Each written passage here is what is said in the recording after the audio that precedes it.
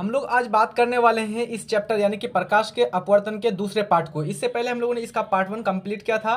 Theory explanation हम लोग कर रहे हैं बच्चों, ये कंप्लीट हो जाएगा तो आसानी से सारे ऑब्जेक्टिव और सब्जेक्टिव क्वेश्चन आप लोग सॉल्यूशन कर लेंगे। ठीक है, आइए पहला पार्ट में क्या क्या हम लोगों ने जाना था। सबसे पहले जाना था कि प्रकाश का अपवर्तन होता क्या है। क्यों क्या कहा था बच्चों, हम लोगों ने कहा था कि जब प्रकाश की किरण एक माध्यम से दूसरे माध्यम में जाती है तो या तो वो क्या करती है, अभिलंब की तरफ मुड़ जाती है या फिर अभिलंब से दूर चली जाती है ना, ये सबको जाना था।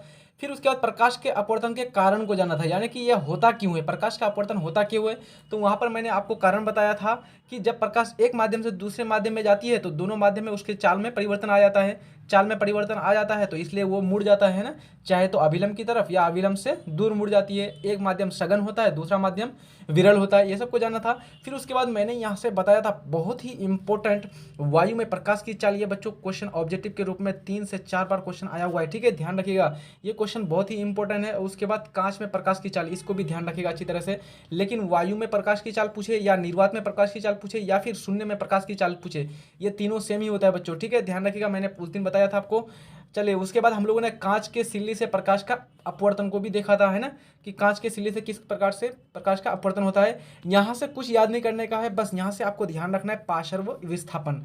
पार्श्व विस्थापन किसे कहते हैं बच्चों, ये क्वेश्चन बार बार आपका पूछा जाता है, तो इसको ध्यान रखिएगा। आपतित किरण और निर्गत किरण के बीच की लंबवत दूरी को ही पार्श्विक यानी कि पार्श्व विस्थापन कहते हैं। ये हम लोगों ने बात किया था उस दिन, तो इसको ध्यान रखिएगा, ये क्वेश्चन आपका पूछा जाता है।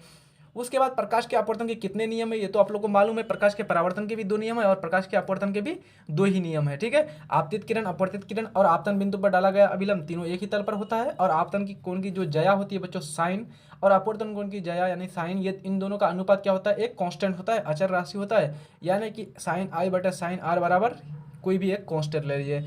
उसके बाद पार्श्विक विस्थापन, इसको हम लोगों ने बात कर ही लिया था, निर्गत किरण और आपतित किरण के बीच की लामोइक दूरी। फिर उसके बाद हम लोगों ने अपवर्तन को जाना था, अपवर्तनांक इंडेक्स के बारे में, है ना। उसके बाद इसका जो यहाँ से जो मुख्य रूप से क्वेश्चन पूछा जाता है बच्चों कि अपवर्तनांक का यानी कि यूनिट, एसआई यूनिट क्या होता है, ये बार बार क्वेश्चन पूछा जाता है। ध्यान रखिएगा, अपवर्तनांक का कोई मात्रक नहीं होता है बच्चों। ठीक है, उसके बाद हम लोगों ने फिर आपेक्षिक अपवर्तनांक यानी कि रिलेटिव रिफ्रैक्टिव इंडेक्स को जाना था, किस प्रकार से n21 बराबर n2 बटे n1, है ना। ये सारा चीज़ हम लोगों ने प्रीज में कंप्लीट किया था। विचलन का कोण बहुत ही इंपॉर्टेंट है बच्चों, बहुत बार क्वेश्चन पूछा हुआ ये आपका विचलन का कोण, एंगल ऑफ डेविएशन किसे कहते हैं। तो यहाँ पर हम लोगों ने जाना था कि इसको ही एंगल ऑफ डेविएशन यानी कि जो यहाँ पर डेल्टा है बच्चों, इसी को हम लोगों ने बोला था, है ना। यानी कि जो आपका आपतित किरण है, ये वाली किरण आपतित किरण, और ये जो आपका ये किरण जा रही है सबसे लास्ट वाली जो निर्गत किरण, इन दोनों के बीच, यहाँ पर इन दोनों के बीच जो कोण बन रहा है, इसी को हम लोगों ने बोला था विचलन का कोण, है ना। और इस विचलन के कोण को डी से सूचित किया जाता है, हम लोगों ने वहाँ पर देखा था। चलिए आज हम लोग बात करेंगे, ये सब सारा चीज़ तो कंप्लीट कर लिया था। लेंस कितने प्रकार के होते हैं, लेंस किसे कहते हैं, उत्तल लेंस, अवतल लेंस, है ना। आज हम लोग मुख्य रूप से बात करने वाले हैं कि उत्तल लेंस में सामने रखे वस्तु का प्रकृति क्या होगा, उसका प्रतिबिंब जो बनेगा उस प्रतिबिंब की प्रकृति क्या होगी। ठीक है, यहाँ से एक आध क्वेश्चन आपका ऑब्जेक्टिव के रूप में पूछा जाता है और एक आध क्वेश्चन आपका लघु में क्वेश्चन पूछा जाता है। तो मैं आपको यहाँ पर बता दूंगी कौन कौन सा क्वेश्चन पर आपको ध्यान देना अच्छी तरह से। ठीक है, उत्तल लेंस के आगे विभिन्न स्थानों पर वस्तु को रखने से बना प्रतिबिंब का किरण आरेख। ठीक है, हम लोग किरण आरेख, कभी कभार किरण आरेख खींचने दे देता है सीधा सीधा, या फिर आपको प्रकृति पूछ लेगा। तो सबसे पहला है वस्तु को उत्तल लेंस के आगे अनंत पर रखने पर, कहाँ पर रखेंगे वस्तु को, उत्तल लेंस के सामने अनंत पर यानी कि इन्फिनाइट दूरी पर रखेंगे तो क्या होगा। तो यहाँ पर देखिए, मान लीजिए ये आपका अवतल लेंस है, ये आपका उत्तल लेंस है, और उसके बाद ये इसका क्या है, आपका मुख्य अक्ष है। तो यहाँ पर ये आपका फोकस 2 है, ये फोकस 1 है, और ये आपका पहला सेंटर है, ये दूसरा सेंटर है। क्योंकि हम लोग जानते हैं बच्चों क्यों कैसे होता है ये, इस प्रकार से देखिए, इस प्रकार से उत्तल लेंस। तो उत्तल लेंस ये भी एक क्या है, ये भी एक गोला का भाग है और ये भी एक गोला का भाग है। तो इसलिए तो 2 गोला हो गया, यहाँ पर 2 गोला हो गया, तो क्या होगा, फोकस भी 2 होंगे और सेंटर ऑफ कर्वेचर भी आपका 2 होगा। ठीक है, तो अब हम लोग यहाँ पर वस्तु को रख दिया कहाँ पर, अनंत पर। जब वस्तु को अनंत पर रखते हैं बच्चों तो क्या होगा, यहाँ से प्रकाश की किरणें आएंगी। जब प्रकाश की किरणें समांतर आएंगी यहाँ से, तो हम लोग जानते हैं उत्तल लेंस में समांतर आने वाली प्रकाश की किरण हमेशा वो क्या होगी, अपवर्तित होगी, और अपवर्तित होकर के फोकस पर जाकर के अभिसरित हो जाएगी। तो यहाँ पर ये आपका अपवर्तित होगा और ये आपका फोकस में जाके अभिसरित हो जाएगा, मिल जाएगा। तो यहाँ पर आपका प्रतिबिंब बन जाएगा। तो अब देखिए, वस्तु को यहाँ पर रखे थे, जबकि यहाँ पर प्रतिबिंब बन रहा है, तो बहुत ही छोटा प्रतिबिंब यानी कि एक बिंदु के रूप में प्रतिबिंब प्राप्त हो रहा है हमको। तो यहाँ पर होगा प्रतिबिंब कहाँ पर बनेगा, तो सबसे पहला चीज़ है प्रतिबिंब बनेगा आपका फोकस पर। कौन सा फोकस पर, तो F2 पर मुख्य रूप से F1 पर बनेगा, है ना, यहाँ पर बनेगा बच्चों। उसके बाद वस्तु की अपेक्षा काफ़ी छोटा होगा, यानी कि जो प्रतिबिंब बनेगा वो काफ़ी छोटा होगा, यानी कि वस्तु की अपेक्षा, क्योंकि एक बिंदु के रूप में वहाँ पर प्रतिबिंब बन रहा है। उसके बाद प्रतिबिंब की आकृति यानी कि प्रकृति कैसी होगी, वास्तविक होगी और उल्टा होगा। किस प्रकार से होगा बच्चों, वास्तविक होगा यानी रियल होगा, और उल्टा होगा यानी अपोजिट बनेगा, ठीक है। चलिए अगला लेते हैं। अगला स्थिति, वस्तु को जब उत्तल लेंस के आगे सेंटर पर रखा जाए, सेंटर ऑफ कर्वेचर तथा अनंत के बीच रखा जाता है, यानी वस्तु को ये आपका सेंटर ऑफ कर्वेचर C1 और किसके बीच रखा जाता है, ये आपका इधर अनंत है तो अनंत के बीच रख दें। ए और बी नाम का एक कोई वस्तु है, ठीक है। इस वस्तु को यहाँ पर रखा जाता है तो यहाँ सबसे पहले क्या करेंगे, एक प्रकाश की किरण समांतर जाएगी और समांतर प्रकाश की किरण जाने वाली प्रकाश की किरण ये क्या होगी, अपवर्तित होगी, और अपवर्तित होकर के ये आपका फोकस से होकर के जाएगी, क्योंकि समांतर किरण है बच्चों, ध्यान रखिएगा। हमेशा समांतर किरण क्या होती है, हमेशा समांतर किरण जो हो अपवर्तित होकर के वो हमेशा फोकस की तरफ जाती है। दूसरा किरण हम लोगों ने लिया प्रकाश बिंदु से होकर के। अब देखिए प्रकाश बिंदु से होकर के जाने वाली प्रकाश की किरण में कोई भी अपवर्तन नहीं होता है, यानी कि वो मुड़ता नहीं है, ध्यान रखिएगा। जब भी कोई प्रकाश की किरण सीधे सीधे अगर उत्तल लेंस के प्रकाश बिंदु से होकर के गुजरे तो उसमें कोई भी उसके रास्ते में कोई भी परिवर्तन नहीं होगा, यानी कि सी से अगर गुजरेगा सीधा सीधा पास हो जाएगा। इसको सी नाम दिया जाता है या फिर बहुत बार इसको ओ नाम दिया जाता है बच्चों, ठीक है। अब देखिए यहाँ पर वस्तु को हम लोगों ने ऊपर रखा था, देखिए यहाँ पर ध्यान दीजिए, वस्तु को हम लोगों ने ऊपर रखा था, वस्तु कहाँ पर बन गया, नीचे बन गया, है ना, बना कि नहीं। और ऊपर से यहाँ पर ध्यान दीजिए आप लोग, वस्तु के आकार को ध्यान दीजिए, वस्तु का आकार को, तो वस्तु को हम लोगों ने C1 यानी कि आपका सेंटर और अनंत के बीच रखा था, जबकि हमको कहाँ पर प्राप्त हो रहा है, F2 और C2 के बीच प्राप्त हो रहा है। तो यहाँ पर मुख्य रूप से ध्यान दीजिए कि वस्तु का जो आकार है वो प्रतिबिंब का आकार से क्या होगा, बड़ा होगा, यानी कि प्रतिबिंब की आकृति जो होगी वो वस्तु के आकार से छोटा होगा। प्रतिबिंब F2 और C2 के बीच बनेगा, वस्तु की अपेक्षा क्या होगा बच्चों, इसका आकार छोटा होगा, यानी कि वस्तु से हमेशा छोटा बनेगा, और उसके वास्तविक होगा और उल्टा होगा, 100% वास्तविक होगा ही होगा। जब भी प्रतिबिंब बच्चों नीचे बनेगा, प्रधान अक्ष के नीचे बनता है, तो ध्यान रखिएगा हमेशा प्रतिबिंब की आकृति जो होगी वो क्या होगा, उल्टा होगा प्रतिबिंब और वास्तविक होगा, ठीक है, ये ध्यान रखिएगा। अगला स्थिति ले लेते हैं, तीसरा नंबर का स्थिति है कि वस्तु को उत्तल लेंस के आगे सेंटर ऑफ कर्वेचर C1 पर रखा जाए। बहुत ही इंपॉर्टेंट है और इसको ध्यान रखिएगा, ठीक है। ये जो है क्वेश्चन आपका बार बार पूछा जाता है, ऊपर जो हम लोग 2 क्वेश्चन सॉल्यूशन किए उसका उतना महत्व नहीं है, लेकिन ये क्वेश्चन आपका आया हुआ है, ठीक है। तो ध्यान रखिएगा, जब वस्तु को कहाँ पर रखा जाता है, सीधा सीधा सेंटर ऑफ कर्वेचर C1 के पीछे रख दिया जाता है, C1 के ऊपर रख दिया जाता है। तो यहाँ से देखिए एक प्रकाश की किरण जाएगी सीधा, आसानी से, बहुत ही आसान है बच्चों, सीधा सीधा खींच सकते हैं आप लोग।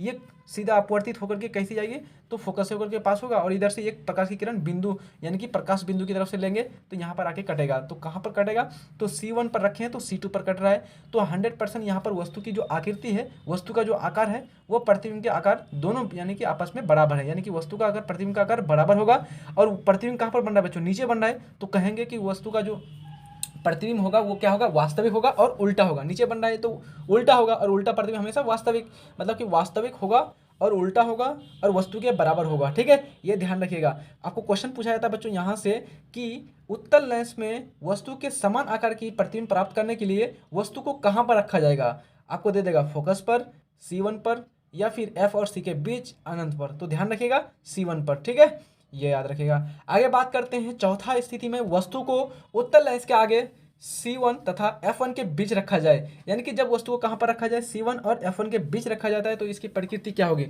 तो सबसे पहले आसानी से इसको वस्तु को रख दीजिए यहाँ पर C1 और F1 के बीच। उसके बाद एक समांतर किरण ले लीजिए, ये समांतर किरण हमेशा F2 से होकर के जाएगी, और दूसरा किरण प्रकाश बिंदु से होकर के गुजार दीजिए। तो ये प्रकाश बिंदु से होकर के गुजार दिए। तो यहाँ पर देखिए बच्चों C1 और F1 के बीच रखे थे, तो प्रतिबिंब हमको कहाँ पर प्राप्त हुआ, देखिए F2 और C2 के बीच प्राप्त हुआ, है ना, F2 ये C2 और अनंत के बीच। ध्यान दीजिए यहाँ पर जो है ये वस्तु का प्रतिबिंब है, तो C2 और अनंत के बीच प्राप्त हो रहा है। तो 100% यहाँ पर जो वस्तु का आकार है ये छोटा होगा, प्रतिबिंब का आकार बड़ा होगा यहाँ पर, और यहाँ पर नीचे बन रहा है बच्चों, तो कहेंगे हम लोग वस्तु का जो प्रतिबिंब होगा वो वास्तविक होगा और उल्टा होगा, ठीक है। तो सबसे पहले यहाँ पर लिख लेंगे प्रतिबिंब C2 और अनंत के बीच बनेगा, वस्तु की अपेक्षा बड़ा बनेगा, वास्तविक बनेगा और उल्टा बनेगा, ठीक है, ध्यान रखिएगा। उसके बाद पांचवा स्थिति है, पांचवा स्थिति में मुख्य रूप से वस्तु को उत्तल लेंस के फोकस पर रख दिया जाता है सीधा सीधा। ये भी क्वेश्चन बहुत ही इंपॉर्टेंट है। ऊपर में मैंने एक बार बताया था आपको, जब C1 पर रखा जाएगा, और दूसरा ये इंपॉर्टेंट है जब आपको कहाँ पर रखा जाए, F1 पर रखा जाए, ठीक है। ये दूसरा आपका इंपॉर्टेंट क्वेश्चन है, यहाँ से क्वेश्चन पूछा जाता है। तो ध्यान रखिएगा बच्चों, जब भी वस्तु को हम लोग फोकस पर रखेंगे तो हमेशा जो है इसका प्रतिबिंब अनंत पर बनेगा। कहाँ पर बनेगा? अनंत पर बनेगा। देखिए कैसे बनेगा, तो यहाँ एक प्रकाश आप लोग ले लीजिए समांतर, ये समांतर प्रकाश की किरण क्या होगी? अपवर्तित होगी, अपवर्तित होकर के फोकस से होकर के चल जाएगा। उसके बाद दूसरा प्रकाश की किरण लेते हैं, वो कहाँ से उसको पास कर रहे हैं? अपतित किरण, उसको मुख्य रूप से प्रकाश बिंदु से होकर के। और हम लोग जानते हैं जब भी प्रकाश बिंदु से होकर कोई किरण जाती है बच्चों, तो वो मुख्य रूप से सीधे सीधे निकल जाती है, उसमें कोई भी अपवर्तन नहीं होता है। तो यहाँ पर दोनों किरणें समांतर हो जाएगी, एक दूसरे के समांतर हो जाएगी, तो हो सकता है कि ये दोनों किरण अनंत में जाके एक दूसरे को काटे, जहाँ पर काटेगा वहीं पर उसका प्रतिबिंब बनेगा। तो अतः यहाँ से हमको ये पता चलता है बच्चों की वस्तु की जो आकृति बनेगी यानी प्रतिबिंब जो बनेगा वो मुख्य रूप से अनंत पर बनेगा, इन्फिनाइट पर बनेगा। और जब इन्फिनाइट पर बनेगा तो बच्चों आकार क्या होगा? वस्तु का आकार बहुत ही छोटा हो जाएगा, प्रतिबिंब का आकार बहुत बड़ा होगा। ठीक है, तीसरा पॉइंट ये आपका मुख्य अक्ष के नीचे बनेगा तो मतलब वास्तविक होगा और उल्टा होगा। ठीक है, तो सबसे पहला कि अनंत पर बनेगा, दूसरा काफी बड़ा होगा वस्तु की अपेक्षा, और वास्तविक और उल्टा होगा, है ना। चलिए अगला है, लास्ट स्थिति है बच्चों, ये आपका वस्तु को उत्तल लेंस के आगे F1 तथा P के बीच रखा है। बहुत ही इंपॉर्टेंट है, बहुत ही इंपॉर्टेंट है, जल्दी से वीवे लगा दीजिएगा, ये क्वेश्चन आपका पूछा जाता है बार बार। तो सबसे पहला यहाँ पर मैंने आपको बताया था C1 पर, कि C1 पर जब वस्तु को रखा जाए, दूसरा आपका F के बीच यानी कि फोकस में रखा जाए, तीसरा आपका मुख्य रूप से ये आपका स्थिति है F1 और P यानी कि ध्रुव के बीच रखा जाए, फोकस और ध्रुव के बीच। तो देखिए यहाँ पर हम लोगों ने वस्तु को रखा, ये F है और ये आपका ध्रुव यानी कि O, प्रकाश बिंदु O है। ठीक है, इसके बीच रखा है वस्तु को। जब वस्तु को रखा गया है तो देखिए एक समांतर किरण लिए, ये समांतर किरण क्या हो रही है? सीधा सीधा F2 से होकर के पास हो रही है। अब देखिए दूसरा किरण ले रहे हैं हम लोग, जो प्रकाश बिंदु से कोई गुजर रहे हैं, और ये क्या हो रहा है? इस प्रकार से आ रही है। ठीक है, तो देखिए ये किरण इधर बढ़ा हुआ है, इस किरण को ऐसे करके बढ़ा दीजिए तो ये पीछे जाकर के यहाँ पर काटेगा। ठीक है, तो यहाँ पर मुख्य रूप से ध्यान दीजिए, यहाँ पर कैसा होगा बच्चों? काल्पनिक प्रतिबिंब बनेगा। देखिए यहाँ पर हम लोगों ने कटी हुई बिंदुओं से हम लोगों ने दर्शाया है रेखा किरण को, तो यहाँ पर काल्पनिक प्रतिबिंब बनेगा। और ऊपर बन रहा है बच्चों, मुख्य अक्ष के ऊपर प्रतिबिंब बन रहा है, तो ध्यान दीजिए जब भी ऊपर प्रतिबिंब बनता है ये हमेशा काल्पनिक होता है और हमेशा सीधा होता है बच्चों। ठीक है, तो यहाँ पर सीधा होगा, और वस्तु की अपेक्षा क्या है? ध्यान दीजिए आप लोग, यहाँ पर वस्तु इतना है और यहाँ पर वस्तु इतना बड़ा है, तो मतलब कि प्रतिबिंब बड़ा होगा वस्तु की अपेक्षा। तो सबसे पहला चीज़ है कि जो प्रतिबिंब जो बनेगा F1 और C के बीच बनेगा, यानी कि F1 से बड़े बनेगा और वस्तु की अपेक्षा क्या बनेगा? बड़ा बनेगा। और तीसरा चीज़ आपका काल्पनिक और हमेशा सीधा होगा। जब भी काल्पनिक प्रतिबिंब बनता है तो ये हमेशा कैसा होता है बच्चों? सीधा प्रतिबिंब होता है। ठीक है, समझ में आ गया ये सारा चीज़। चलिए अब आगे बात करते हैं, इसमें कोई यहाँ पर मैंने आपको बता दिया कौन कौन सा इंपॉर्टेंट था। ठीक है, ध्यान दीजिएगा यहाँ से, सबसे पहले मैंने आपको इंपॉर्टेंट बताया था बच्चों कि ये वाला स्थिति को, इस स्थिति को बताया था जब वस्तु को C1 पर रखा जाए। और उसके बाद एक क्वेश्चन यहाँ पर मैंने बताया, यहाँ से क्वेश्चन पूछा जाता है F1 पर जब वस्तु को रखा जाए तो वो अनंत पर बनेगा। और ये आपका लास्ट स्थिति बहुत ही इंपॉर्टेंट है। ठीक है, इन तीनों प्रश्नों को आपको अच्छी तरह से, इन तीनों स्थिति को अच्छी तरह से ध्यान रखिएगा अपने माइंड में। आगे बात करते हैं, यदि कोई वस्तु को लेंस के प्रकाश बिंदु U दूरी पर रखा जाए जिसका प्रतिबिंब भी दूरी पर बने, तो लेंस की फोकस दूरी हो, यानी कि लेंस की फोकस दूरी F हो, तब फिर लेंस का सूत्र जो होता है बच्चों 1/f बराबर 1/v माइनस 1/u। ध्यान रखिएगा, ये क्वेश्चन सीधा सीधा पूछ लिया था आप लोग को। अभी इतना क्वेश्चन आसान पूछता है बच्चों, कुछ कहने की बात नहीं, बस सीधा आप लोग को थोड़ा सा आप लोग को मेहनत करने की जरूरत है, अन्यथा आप लोग 90+ से किसी भी सब्जेक्ट में मार्क्स कम नहीं ला सकते हैं। ठीक है, 100% 90+ ही जाएगा, क्योंकि क्वेश्चन का जो लेवल होता है ना बच्चों बहुत ही आसान रहता है। ठीक है, तो यहाँ पर सीधा सीधा ये क्वेश्चन पूछा जाता है कि इनमें से कौन सा लेंस फॉर्मूला को दर्शाता है। 4 ऑप्शन दे देगा, एक ऑप्शन ये दे देगा आपको। ठीक है, तो ध्यान रखिएगा हमेशा लेंस सूत्र में 1/v माइनस 1/u बराबर 1/f होता है। ठीक है, और आप लोग जल्दी से कमेंट कीजिए, तो कमेंट कीजिए आप लोग दर्पण सूत्र के बारे में। मैंने दर्पण सूत्र पढ़ाया था ना आप लोग को पहला चैप्टर में, प्रकाश का परावर्तन में। जल्दी से कमेंट कीजिए वहाँ पर मैंने क्या बताया था आप लोग को। अब देखिए यहाँ पर जो है एफ वी और ये यू है, ये क्या क्या है? तो सबसे पहले एफ जो है बच्चों ये आपका फोकस दूरी है। एफ क्या है? फोकस दूरी है। दूसरा चीज यू जो है मुख्य रूप से वस्तु दूरी है, यानी कि वस्तु को जो रख रहे थे हम लोग अभी विभिन्न स्थितियों में, तो मुख्य रूप से प्रकाश बिंदु से वस्तु के बीच की दूरी को क्या कहते हैं हम लोग? वस्तु दूरी कहते हैं। ठीक है, ये वस्तु दूरी हो जाएगा लेंस के लिए। और उसके बाद भी जो है बच्चों प्रमुख रूप से ये प्रतिबिंब की दूरी हो जाएगी, यानी कि जो प्रतिबिंब बनेगा उसकी दूरी हो जाएगी प्रकाश बिंदु से। ठीक है, तो देखिए यहाँ पर लिखा हुआ है एफ जो है फोकस दूरी है, यू क्या है आपका प्रकाशिक केंद्र से वस्तु की दूरी है, और वी क्या है प्रकाशिक केंद्र से प्रतिबिंब की दूरी है। अतः 1/f बराबर 1/v माइनस 1/u। और ये तो आप लोग जानते ही बच्चों, चिन्ह परिपाटी मैंने पहला चैप्टर में पढ़ा दिया था प्रकाश के परावर्तन में, कि इस प्रकार से कोई भी चीज़ अगर ऊपर हम लोग ले रहे हैं इस प्रकार से तो हमेशा प्लस होगा, और अगर इस प्रकार से लेंगे तो माइनस होगा, नीचे अगर जाएगा तो माइनस होगा, इस प्रकार यानी कि दाहिने तरफ लेंगे तो हमेशा पॉजिटिव होगा। ठीक है, ये सारा चीज़ हमने पहले ही चैप्टर में पढ़ा दिया था आप लोग को चिन्ह परिपाटी में, वही सारा चीज़ यहाँ पर दिया हुआ है। देखिए इस प्रकार इधर जाएगा तो प्लस, इधर जाएगा तो माइनस, और ये नीचे साइड माइनस, ऊपर साइड प्लस। ठीक है, ये ध्यान रखिएगा। चलिए अब बात करते हैं नोट पॉइंट के रूप में। उत्तल लेंस की जो फोकस दूरी है ना बच्चों, वो हमेशा धनात्मक होती है। उत्तल लेंस की फोकस दूरी हमेशा धनात्मक होती है। और जल्दी से इसमें इंपॉर्टेंट लगा दीजिए ऑब्जेक्टिव के लिए, 2023 में ये सीधा सीधा क्वेश्चन पूछा जाएगा आप लोग को। जल्दी से लिख लीजिए ये क्वेश्चन कि उत्तल लेंस की फोकस दूरी क्या होती है, धनात्मक, ऋणात्मक, या तो धनात्मक या तो ऋणात्मक, इनमें से कोई नहीं। तो ध्यान रखिएगा, हमेशा उत्तल लेंस की फोकस दूरी धनात्मक होती है। ठीक है, और आप लोग कमेंट बॉक्स में कमेंट कीजिए तो उत्तल जो दर्पण मैंने पढ़ा था, उत्तल दर्पण की फोकस दूरी क्या होती है, कमेंट कीजिए जल्दी। और अब हम लोग बात कर लेते हैं अवतल लेंस के बारे में भी। तो अवतल लेंस की जो फोकस दूरी है बच्चों, ये हमेशा ऋणात्मक होती है। देखिए बच्चों, कंफ्यूज नहीं होइएगा, उत्तल दर्पण और उत्तल लेंस, उत्तल दर्पण और उत्तल, एक हो गया लेंस और एक हो गया दर्पण, तो ये दोनों का जो फोकस दूरी है ना, ये पॉजिटिव होता है, प्लस होता है। ठीक है, ध्यान रहेगा आपको, यानी कि उत्तल लेंस और उत्तल दर्पण दोनों की फोकस दूरी प्लस होती है, और अवतल लेंस और अवतल दर्पण दोनों की फोकस दूरी माइनस होती है, फोकस जो है नेगेटिव होता है।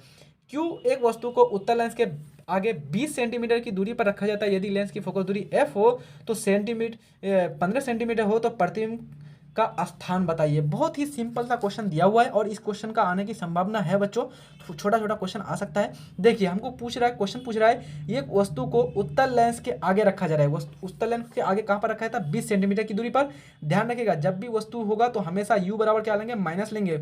वस्तु हमेशा बायां साइड रखा जाता है, तो इसलिए -20 सेंटीमीटर वस्तु दूरी हो जाएगा। उसके बाद लेंस की फोकस दूरी कितनी हो जाएगी बच्चों? तो लेंस की फोकस दूरी f बराबर दिया हुआ है आपका, f बराबर 15। तो हम लोग जानते हैं उत्तल लेंस में हमेशा फोकस दूरी प्लस में लिया जाता है, तो प्लस 15 हो जाएगा, यहाँ पर आसानी से लिख लेंगे हम लोग।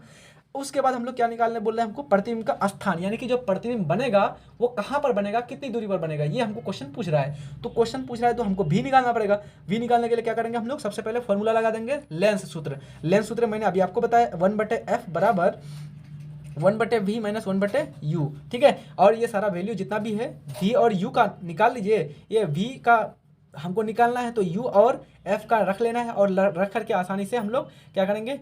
v का वैल्यू निकाल लेंगे बच्चों। ठीक है, आसानी से निकाल लीजिएगा आप लोग, जल्दी से आंसर निकालिए और निकाल करके आप लोग कमेंट बॉक्स में कमेंट कीजिए कितना इसका आएगा। बहुत ही आसान है। अगर 1/f फोकस दूरी कितना था बच्चों? -15, ये +15 था आपका, तो 1/f तो प्लस नहीं लिखा जाता है, तो सीधा सीधा 1/15 हो जाएगा। ठीक है, इस प्रकार से। और 1/v हमको तो निकालना है, माइनस 1/u का मान कितना था? -20 सेंटीमीटर था, है ना, इस प्रकार से था। अब यहाँ पर क्या करेंगे? ये माइनस यहाँ पर है और एक माइनस यहाँ पर है, ये माइनस माइनस क्या हो जाएगा बच्चों?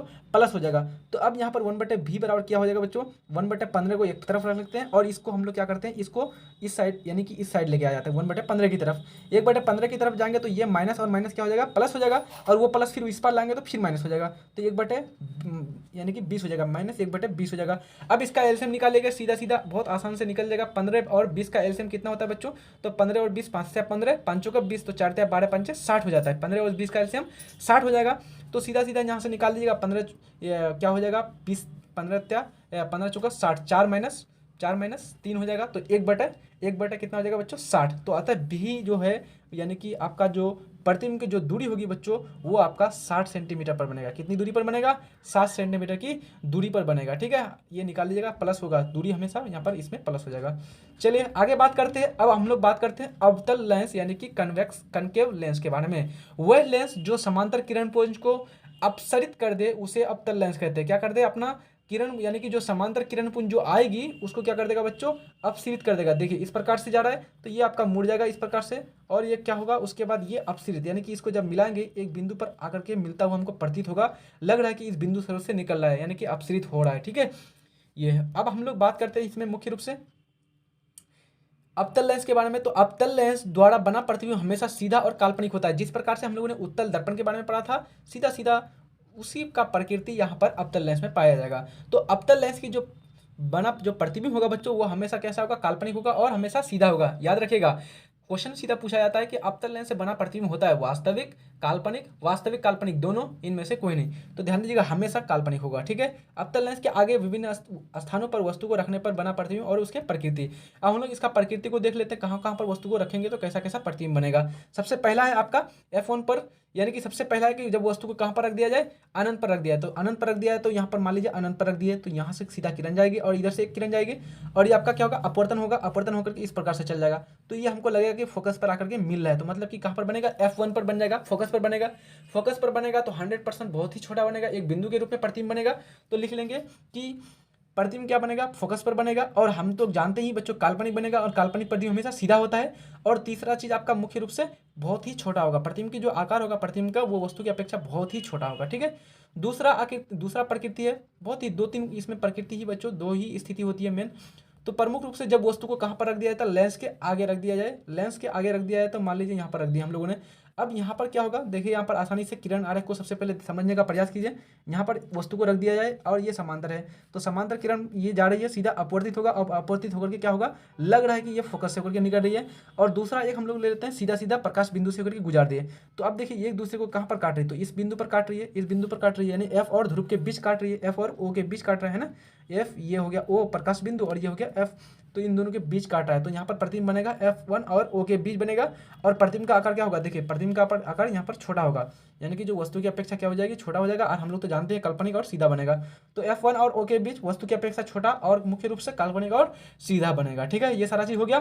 अब हम लोग बात करते हैं मैग्निफिकेशन यानी कि आवर्धन के बारे में, जो हम लोग प्रकाश का परावर्तन वाले चैप्टर में भी पढ़ा था। जल्दी से बताइए तो आवर्धन क्या होता है। हम लोगों ने बताया था वहां पर कि प्रतिबिंब की ऊंचाई और वस्तु की ऊंचाई के अनुपात को ही आवर्धन कहते हैं, है ना।